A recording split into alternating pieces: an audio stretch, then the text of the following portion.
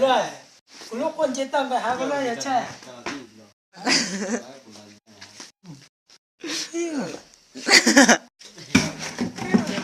Cô là chết ra. Like kìa, chết ra.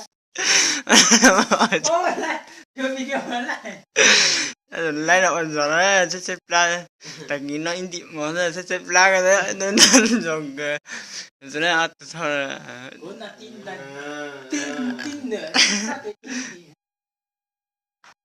Thôi rồi dùng rồi đó, thôi rồi.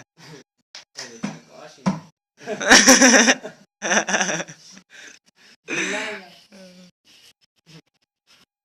Nằm mà. Nó tôi.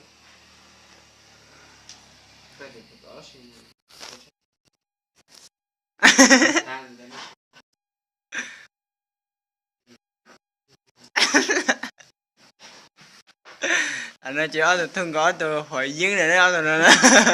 Ui trời. Like. Sếp đó thì tôi thân của hội viên nữa thôi rồi nè. Ăn tàu vào flash chặt. Lên lầu flash rồi.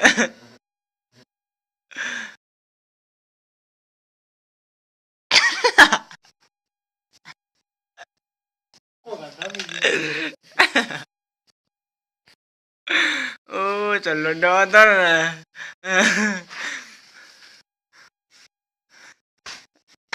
này chết rồi. Thì cho chụp lọt chụp hoa gì?